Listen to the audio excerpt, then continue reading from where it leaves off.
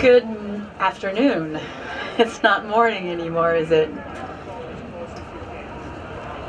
Greetings from Kansas City, Missouri, and I now live in Vero Beach, and I am so thankful to be here with you all today.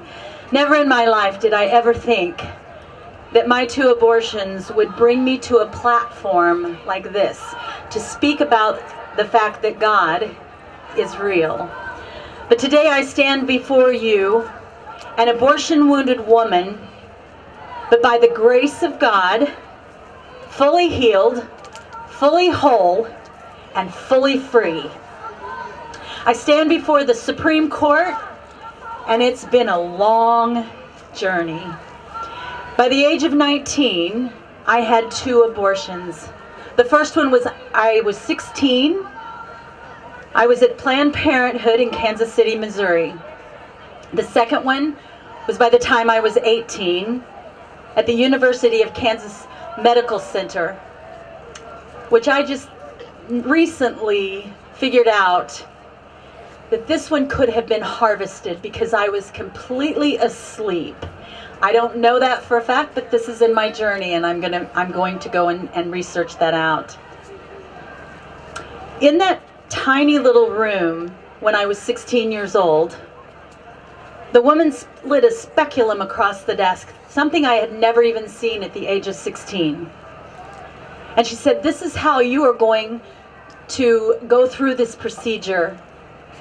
I was scared, and I was alone, and my boyfriend was in the car. And I asked her if I could go get him because I wanted him to help me with this decision. She said, "You won't need him. He can't help you with this now, but we can." And so the procedure continued. My parents were not informed.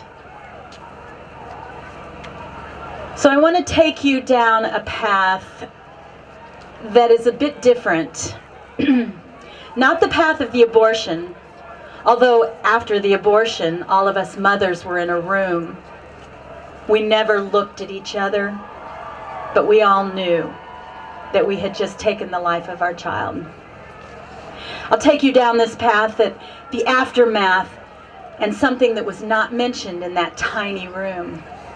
Depression, anger, and you've heard a lot today about suicidal thoughts. But I will tell you that finally, after I married the first man that I had had the abortion with, we had 5 children, and I now have 15 grandchildren. I am a blessed woman.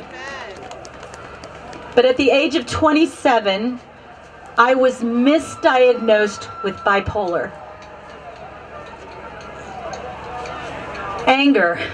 Oh, the anger.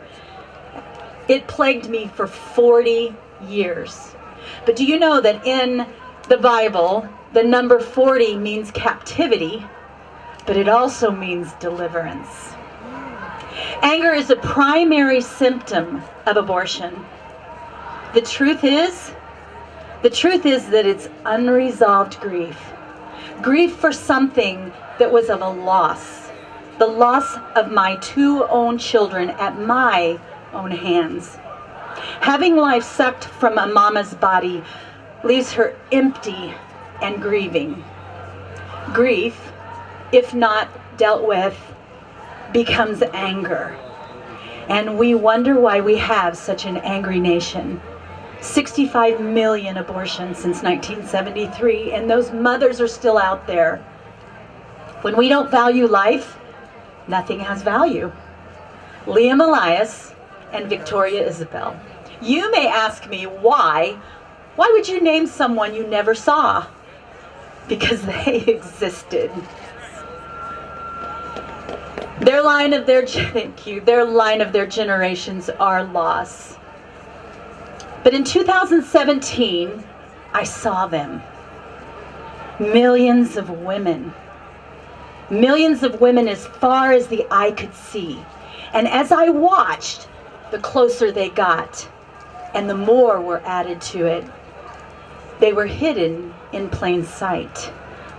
These women were in a dream, and I saw them coming. So if you're wounded, a man or a woman, wounded by your abortion, and you're hiding in plain sight, or maybe you're hiding under the pews in the church, step out into the light. Don't be afraid. Don't continue to swallow the lie that put you on the table. You are not alone. I have been called, as many here have been called, to help you find help, hope, and healing. And that help, hope, and healing comes through Jesus Christ alone. He is the answer for us today and for eternity.